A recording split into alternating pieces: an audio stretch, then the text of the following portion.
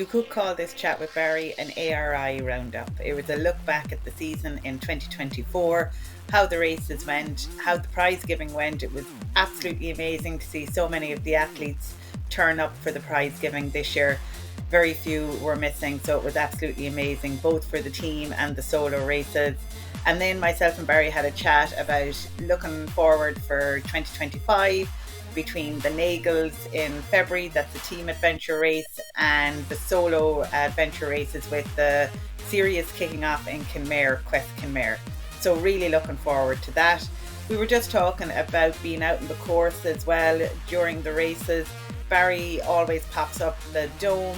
I'm up the mountains taking some photos or some videos, and it was just a good conversation to get a gauge of the amount of people that come back afterwards, head into the dome, take some photos and have some chats with Barry or whoever is there.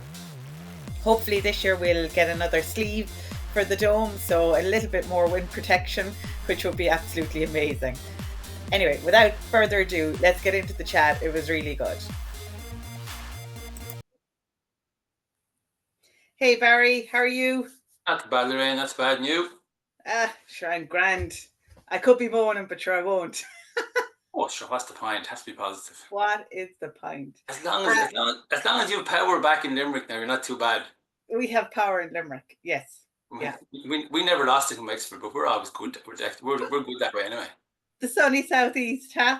Exactly. Lucky for some. That's all I have to say. Lucky for some. Thanks for joining me this evening. We're going to kind of just go through a roundup of the 24 season on the back of the prize given there last weekend, and talk about, I suppose, the season coming up, both in respect of the team and the solo side of things. So I suppose just kind of giving up a roundup of the year last year. It was a busy year all around for everyone, including yourself, getting the dome up and down at a lot of the races, which was great. It's great to see it there, Barry. You know, great for the photographs. We see everyone at the end coming in there, taking photographs in the dome. So it's brilliant that you're there to pop it up and have a chat with people at the end. I suppose just your own thoughts about the 24 series, and obviously you know a lot of the lads that are on the series, both winners and people that aren't necessarily on the podiums. You know a lot of people around the adventure racing scene. So I suppose if you give us an idea of your roundup of 24. Yeah, putting the air dome up and down is a lot easier when I wasn't actually racing last year. Yeah. Now, hopefully, if I get back participating this year, it's going to be a little more frantic. You could see a very rushed Barry trying to get back before, so he's not last. Yeah. Hopefully the air dome will still be there. Yeah. I don't know. Look, it's good to have that visual reference and for promoting ourselves and for ARI, so that people know that there's an actual series on. And even just from standing around last year, the amount of people who were just like, "Oh, what's this?" or just inquiring or talking about it, or just so it's something that obviously we'll continue to build on, so that we have more of a presence at the races and people can realise there's a series there and something that they can aim towards. Look, yeah, the series itself, the whole year, it was competitive. All the expert in sport series winners, geez, some of the races, like the lads used to come over the line and literally to be, I think it was in Killarney, the expert, the first four, nearly there was only 20 seconds between them. Yeah. And poor David McKelvey, I think nearly every time he came over the finish line, he fell in a heap, hard set to stand up, and Declan Ferry would come over and laugh at him. So it's always good to have a good friend like that who's going to first of all say "I bet you," and then say "Oh yeah, okay." Yeah, do you want to hand up like? Yeah. So what do you call it? And look, what do you call it? I'm saying, like, with the sport, Paul and Patrick were really back and forth the whole year. Again, one day it was Patrick, one day it was Paul, and again most days there was very little between them. Yeah.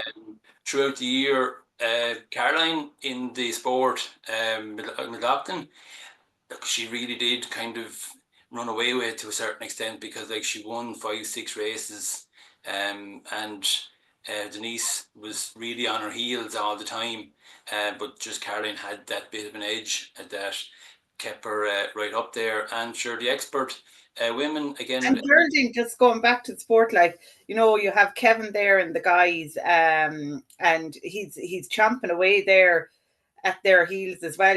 He's not letting them away. And you have Geraldine Healy there as well. I was even talking to her at the prize giving, and she's really looking forward to getting back out into the series again this year.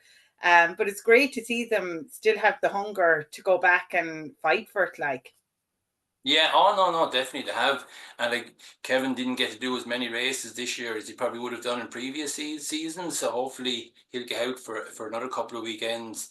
And Geraldine had the bad injury yeah, last year, so like she is on the way back as well. So look, there's always 5, 6, 7, 8, nearly in all the categories. They're always depending on who's there those particular weekends, they're going to be competitive and going to be pushing each other. yeah. And I know you're down, like, as we were saying, by the dome. Obviously, when you weren't racing this year, you were kind of down at the start. I'm up the mountain, and I try, and especially it's grand down in Killarney, you can base yourself kind of somewhere in the middle, so you get to see all the different sports come through. So whether it's the sport or the expert, you get to see them come through, take a few photographs and have a few chats and stuff like that with people along the route. So it is really good. And I suppose with some of them, like Westport Sea to Summit, if I go up to the top of the mountain, I don't necessarily get to see the sport on the elbow when I'm down. It might just take me that little bit too long now to come down than what it used to be more.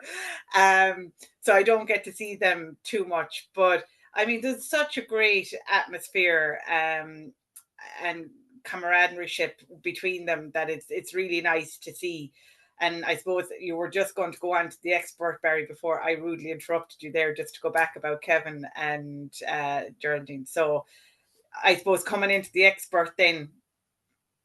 Yeah, no, it should look the expert women, Ellen and Laura. Again, the same as some as Paul and Patrick are always really competitive, and it's always one or the other coming first or second when they're there. Ruth is coming, catching closer to him all the time, and hopefully he can get even closer again to gain amongst them coming into next year.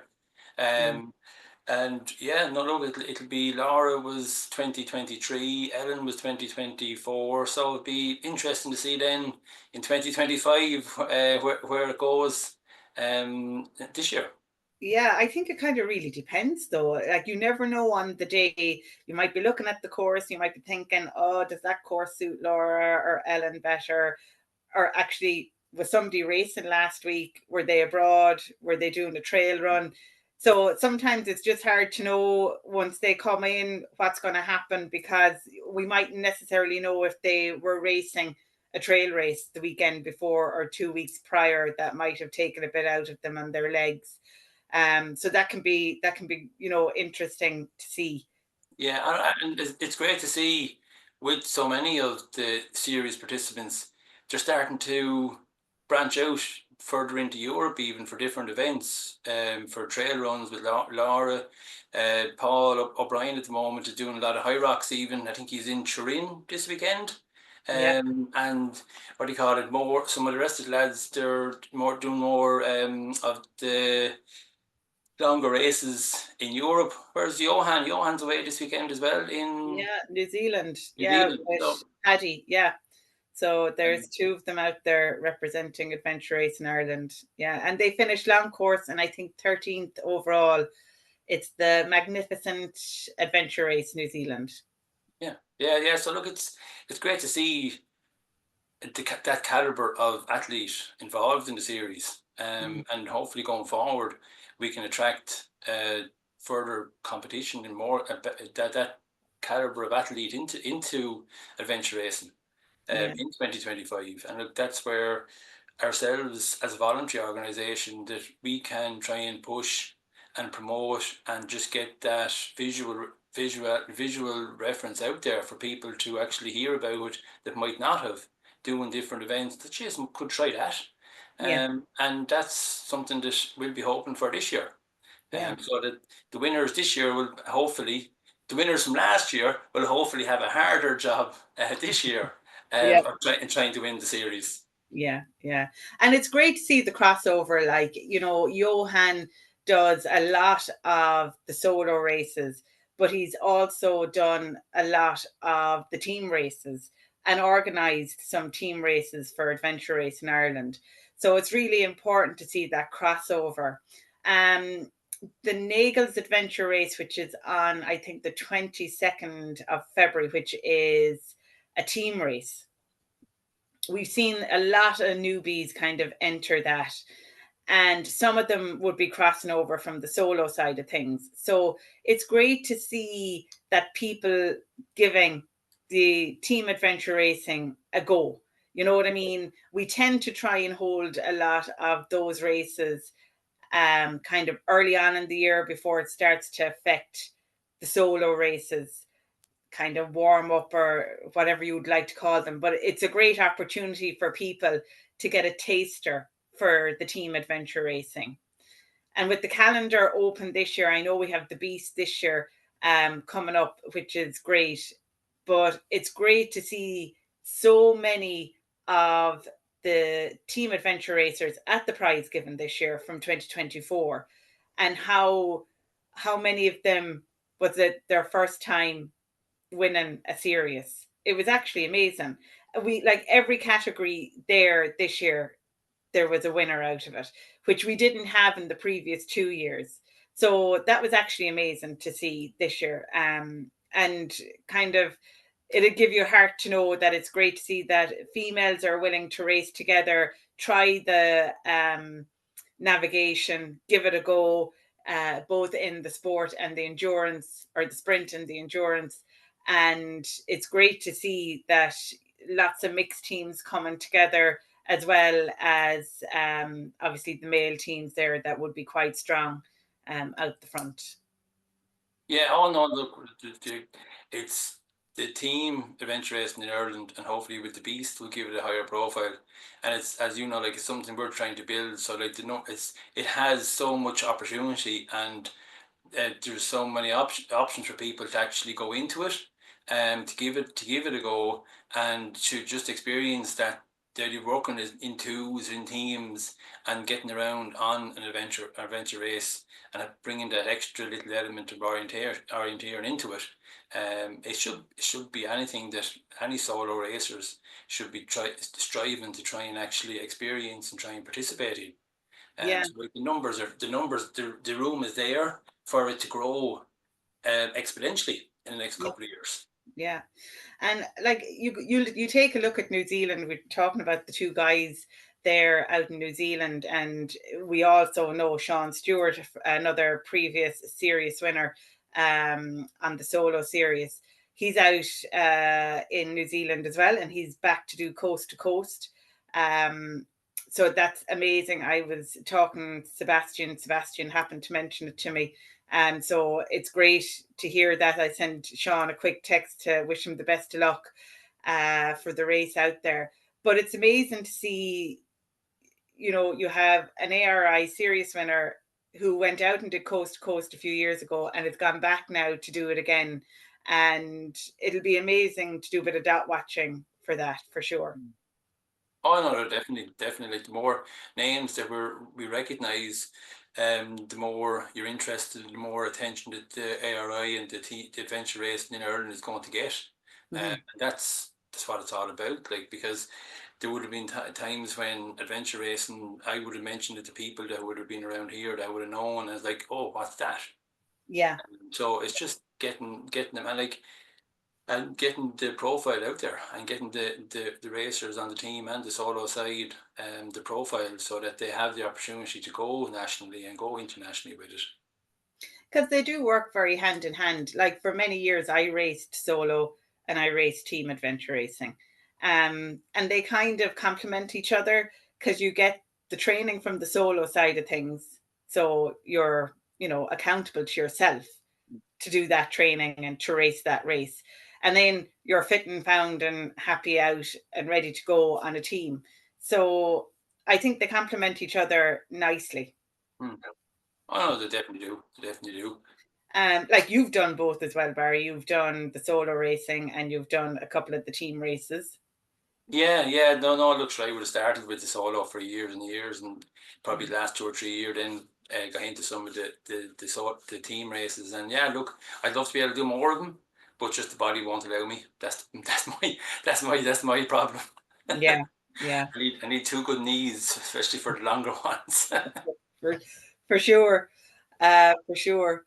So I suppose if we take a quick look at the season ahead, I know we're kind of jumping over and back there, just talking about the beast from the team perspective. So we have the Nagels, we have Keeper, we have the Beast, we have Rogaine, 6 and 24 hour, and then we have Kinsale in September. So I think the Nagels is February 22nd, 12th of April for Keeper. Rogaine is normally the third weekend in June. And then I think is the 27th, if I remember rightly, of September for the team adventure race in Kinsale. Yeah, So lots happening. And again, we have to be very mindful that this is a voluntary organization. These are voluntary race directors that are putting their time out there to put the races together. So it's great to get the teams in, and the Nagels it looks like it's going to be a real healthy race. There's, I think, maybe about 25 or 26 entries already. So that's looking really healthy. And Keeper Adventure Race will open for registration probably in about a week, maybe 2 weeks' time. yeah. Oh no, no. Look, definitely. Look, the numbers. That numbers sound really good, and like that is great that we have such a great team series this year, which is down to a lot of work by yourself and other members on the committee as well for making sure that we have a team series and a healthy team series, something that will continue to grow. And yeah, look, we are Adventure Racing Ireland, the committee, like people have stepped aside from last year, and like we appreciate everything that they've done from the people that have gone. The new people come onto the committee this year, and with fresh ideas and trying to move everything forward. But like we're all voluntary, like we don't get anything for only for for what we do for Adventure Racing Ireland. Look, I came from doing an awful lot for the FAI and locally and nationally, and again, got nothing for it. You're involved in it because you want to volunteer, you want to see people participate, and you want to help and just give people the opportunity to participate in a sport or in an organization. And it makes it all easier that we have the interest and the love for it, that we want to try and do as best we can to actually promote it and to use it and to bring it and make it as successful and help the race organisers and help the participants and the series organisers or series winners, so that when they actually achieve something, it can be recognised. And like Yeah, that's what we do it for. Like it's for the love of the sport, the love of like why is adventure racing only being out in Ireland in remote parts of the country participating in a sport, a physical challenge. Like that's what it is. That's what it's all about. That's what we all strive to try and actually achieve and help people to get to do that. yeah. Yeah, I totally agree. It's so important that people get to enjoy the country that we have, and whether that's, as a team adventure racer or as a solo adventure racer or both, um, isn't that a great way to explore the country? And you meet people. Like I I have more friends from adventure racing than you'd meet at any other type of a sport because everyone talks to everyone. Oh yeah, no, look, what do you call it? Just I was just even thinking like we had the presentation night or afternoon start a week back. And I was only even myself thinking after it. Everybody in that room we have met through adventure racing. And Mm. like through adventure racing in Ireland. I started in 2011 And if I hadn't have started doing adventure racing, there's so many people that now I wouldn't call my good friends that are participating in the sport.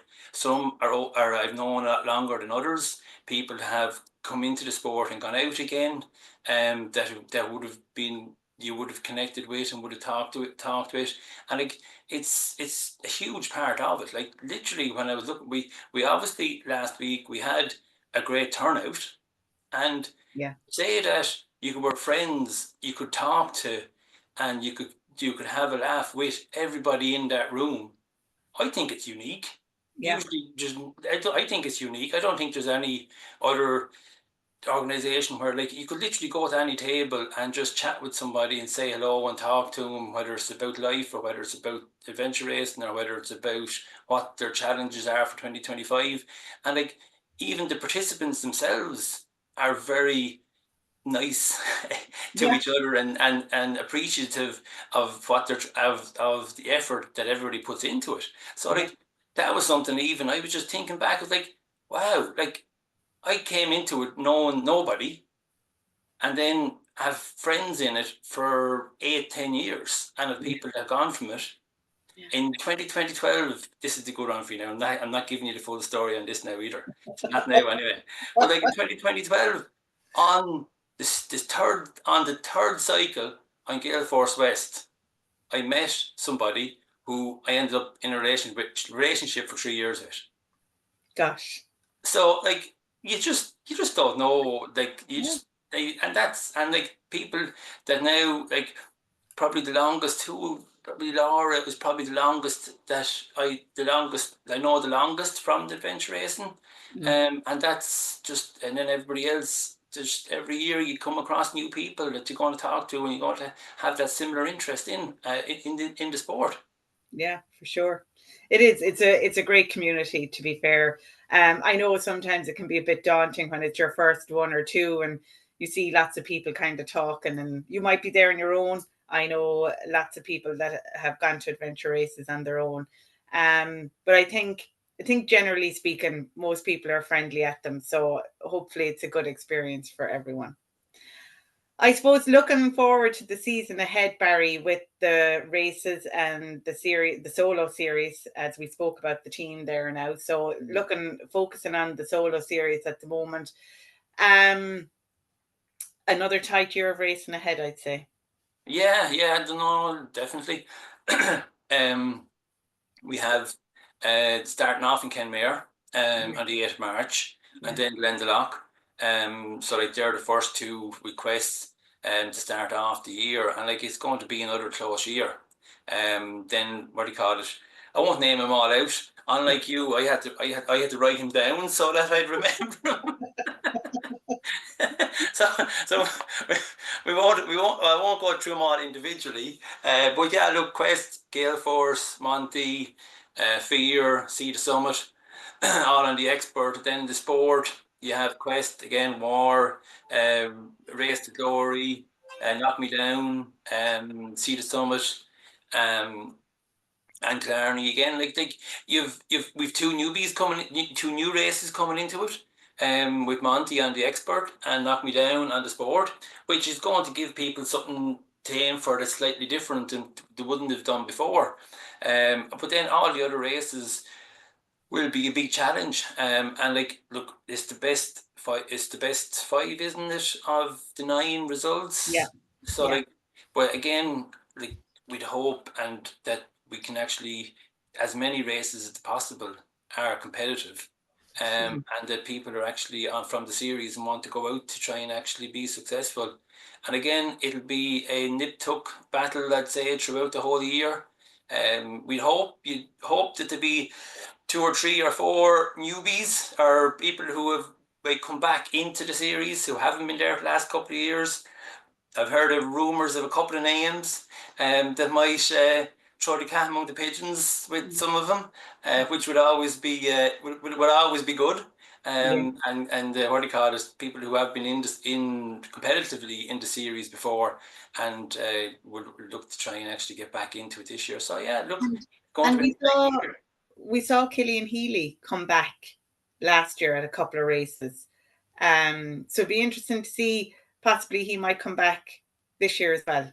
Yeah, no, look, going back a good few years, Killian he was first, second, third. He was competing for the series. He probably would, possibly even before my time, he might have, before I was on ARI, he might have actually won the series. Yeah, And he's come back into it last couple of years, and it's noticeably how quick he's coming up to the finishing order, yeah, especially coming to the end of last year. So look, yeah, it'll be hopefully he'll be eager to try and actually push on that little bit further again this year. yeah, yeah, yeah. And he used to do a lot of triathlons as well. So he was a triathlete himself at the time. So he would have done that combination of triathlon and adventure racing. But yeah, as you said, there's a few people maybe coming back that have been off the circuit for a while, so that will make it interesting. Yeah, including me, like I might come back competitively. You never know. Like, I can tell you, I am not coming back competitively this year. Okay, so anyone that's quaking in their boots, don't. It's fine. Yeah, no, I think they're probably safe enough too with me anyway. Oh my god. But yeah, so I think it'll be a good year ahead. I suppose is it too early? We shouldn't be calling anything. I was just going to say, would we maybe put a guess out there of who Oh, might be? oh God, how could I will wait after 3 races, then it'll be easier. Fair enough. Fair enough. Right. Well, well, look, we've had a really good interest in 2024. It's been an epic year, really, because the racing has been so tight. Fingers crossed for another epic 25. It'll be interesting to see Kinmare restart the season, see how they're all performing. Shake off the nerves for the start of it. So it'll be interesting to see how people are getting on. Obviously, Barry, you're going down. Are you actually racing this year? Oh, you will? Oh, Kenmare. Yeah, Hopefully. hopefully. Well, I'll be there. If I could, see, I tried to chop the top off my finger with a hatchet yesterday. So I haven't looked at that yet to see how that's going to affect me holding on to the handlebars of the bike. And a bit of a groin injury at the moment, but look, sure, we'll shake them off and we'll see what'll happen in March. You'll manage your way. You'll manage your way. Okay, well, I'm happy to round it off there. Thanks for joining me this evening, Barry. Really No bother. appreciate it. And sure, I'll see you before Kinmare anyway. Might see you down in the Nagels. Yeah. Oh yeah. No. Oh yeah. No. Yeah. No. Definitely be up around and to support. Yeah. And, great. so Yeah. Cool. Okay. Thanks a million. No bother. Thank you.